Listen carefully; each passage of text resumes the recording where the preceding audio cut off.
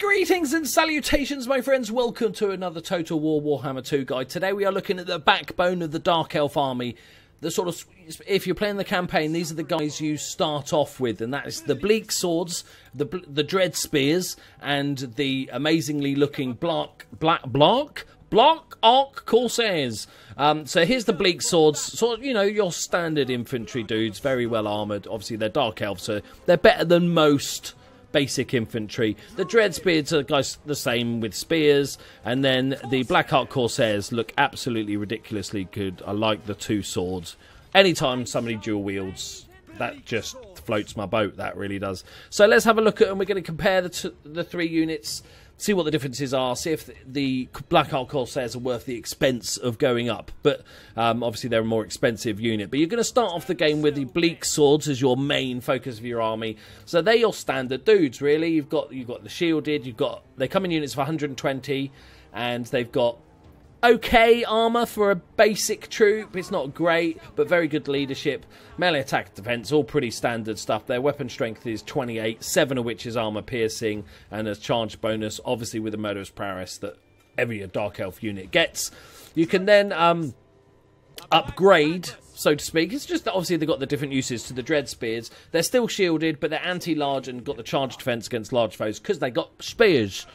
So their melee attack is down a little bit, their defense is up a bit, and their weapon strength is a little bit less, but you do get a bonus, and their charge defense is a little bit less, but again, a bonus versus a thing. So as you can see the bonus, we can see the breakdown. 6 armor piercing, but the bonus versus large is a massive. So it's 14. It's almost like, you know, a big chunk of extra damage compared to the normal.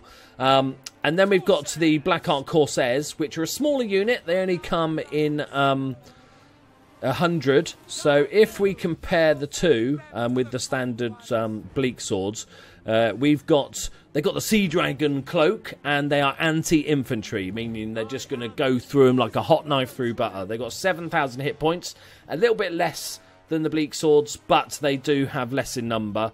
They've got much better armour, plus 50 armour, obviously no shield, so a bit more vulnerable to missile fire. They have leadership 66, a little bit quicker, melee attacks plus 2, defence is a little bit lower, and their weapon strength is 28, and they've got the charge bonus of 1 extra, because, you know, that could be the difference maker. If you look at the breakdown, bonus versus infantry is plus 7, which is really, really nice. I think they are much more survivable. That heavily armoured thing is much more survivable. So early game, I would suggest, obviously these are going to be your main units, and I wouldn't get a massive amount of Dreadspears generally in the campaign, or against a lot of armies indeed. There's not a massive amount of big stuff early on.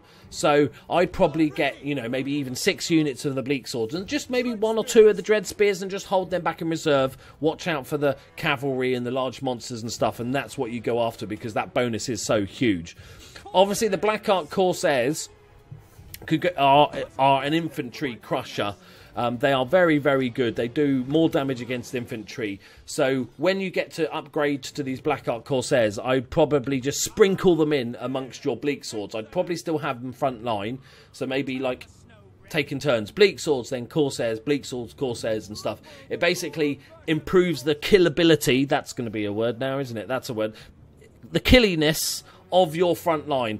You know, these guys are great. They've got high leadership. They're going to survive for a long time. But with the extra armour, a bit more survivability, plus you're going to be doing a lot more damage to other infantry units. So sprinkling them in, or you could alternatively use them in a flank charge. So there's the mini guides to our basic infantry. Obviously the next video is going to be the more elite melee infantry, which we'll check out next. But as always with Create Assembly, hats off to the models. They look amazing, absolutely superb. Thank you very much for watching, guys. Please check out all my other army unit guys. There's a playlist for every army in the game. I love you all very much. Like and subscribe and all that good stuff, and I'll see you in the next one. Bye bye.